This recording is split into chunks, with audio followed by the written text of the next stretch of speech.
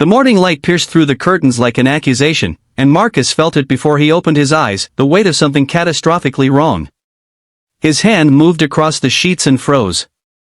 Warmth. The outline of another body.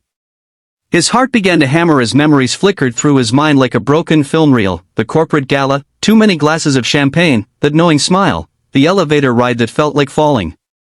Slowly, terrified of what he'd find, he turned his head. Golden hair spilled across the pillow beside him, and even in sleep, she wore an expression of complete control. Victoria Ashford. His CEO.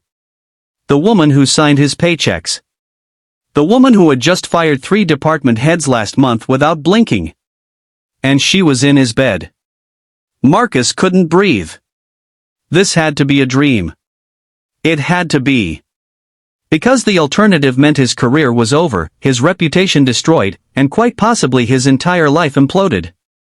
He'd worked for Ashford Industries for 3 years, kept his head down, done his job, never caused trouble. He was nobody, a mid-level analyst in a sea of ambitious climbers. Victoria Ashford didn't even know his name. Or at least, she shouldn't have. Yet here she was, wearing his shirt, her lipstick smudged, her usually perfect armor cracked just enough to show she was human underneath. He tried to slip out of bed without waking her, moving with the precision of a man defusing a bomb. One leg out, then the other. He was halfway to standing when her voice cut through the silence like a blade. Running away, Marcus? She didn't open her eyes. She didn't need to. The power in her voice was enough. I thought you were asleep, he stammered, frozen in an awkward half-crouch. I'm a light sleeper. Comes with the job. Now she did open her eyes, those ice-blue eyes that had stared down shareholders and competitors without mercy. But in the morning light, they looked different.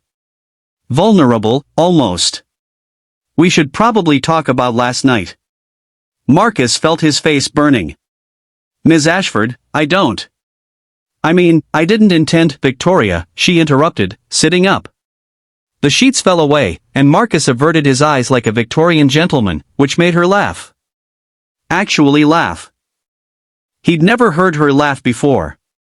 After what happened, I think we can dispense with formalities. What exactly did happen? Marcus asked, desperate to fill in the blanks his champagne-soaked memory had left.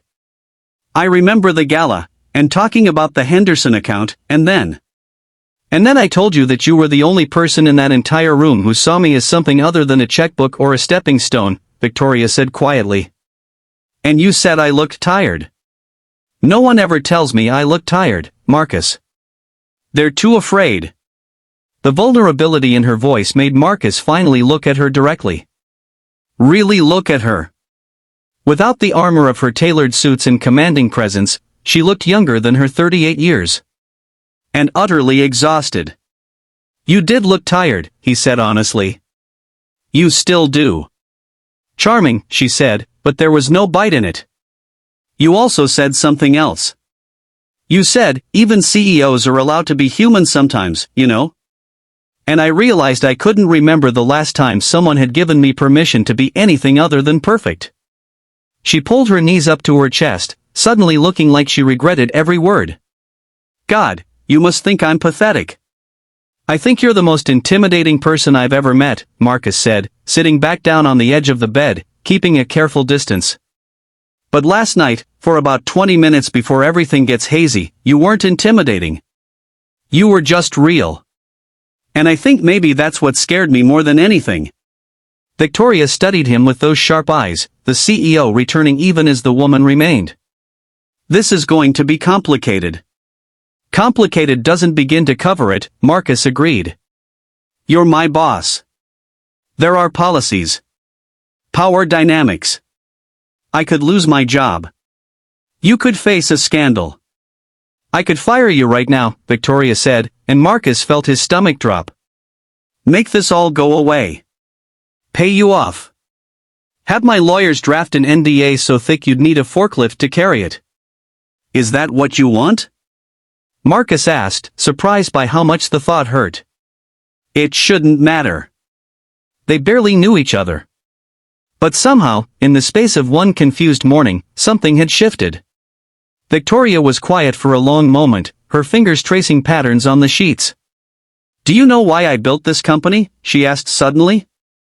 "Because you're brilliant and ambitious?" "Because I was lonely," she said simply. "I thought if I built something big enough, important enough, I'd feel like I mattered. That I'd be surrounded by people who actually saw me. But the higher I climbed, the more invisible I became. Just a title. Just a signature on a contract. Last night was the first time in 5 years that someone looked at me and saw Victoria, not just Ms. Ashford, CEO. Marcus felt something crack open in his chest. He knew loneliness. He knew what it felt like to be invisible. "My mom died 2 years ago," he heard himself saying. "Cancer." After the funeral, I threw myself into work because it was easier than going home to an empty apartment. I took every project, every late night, every weekend shift. My friends stopped calling. My sister barely speaks to me. Last night, when you asked me why I was still at the office at 7 p.m. on a Friday, I almost told you the truth, that I had nowhere else to be. That work was the only place I felt like I existed." Victoria's expression softened.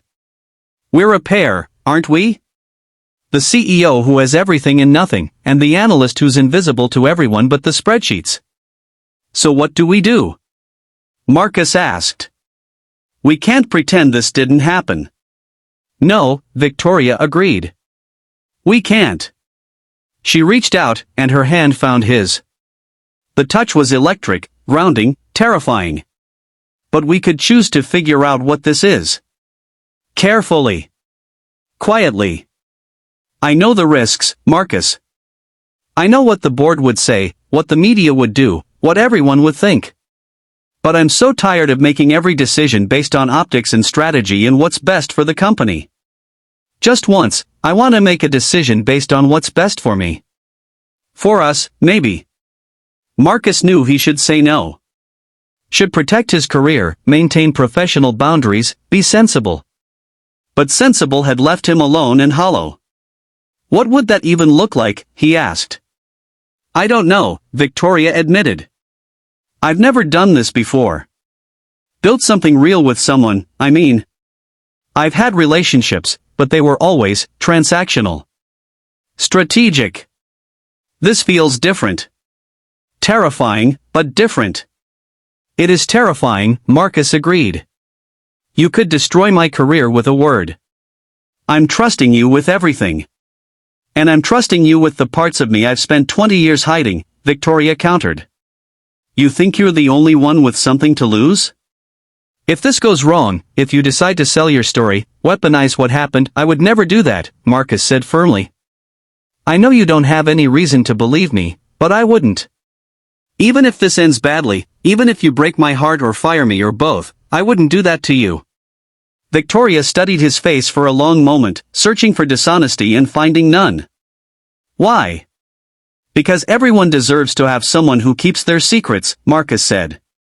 "Everyone deserves to have someone who sees them at their most vulnerable and doesn't use it as ammunition later. My mom taught me that. She said the measure of a person isn't what they do when someone's watching, it's what they do when they have all the power and no consequences." Something shifted in Victoria's expression, a wall crumbling that she'd spent decades building. "Your mother sounds like she was an incredible person." "She was," Marcus said, his throat tight. "She would have liked you, I think. She always said the people who carry the most weight are the ones who need the most help carrying it." Victoria's eyes glistened, and Marcus realized with shock that she was fighting back tears. "I can't remember the last time I cried," she whispered. "That's probably not healthy." "Probably not," Marcus agreed gently. They sat there in the morning light, two people who should never have collided, holding hands like lifelines. Finally, Victoria spoke. "Here's what I propose. We take this slow. We figure out what this is without the pressure of labels or expectations. We keep it private, not because I'm ashamed, but because we both need space to breathe without the whole company watching. And if at any point it becomes too complicated, too risky, or too much, we stop. Clean break. No hard feelings. I'll make sure you're protected, career-wise.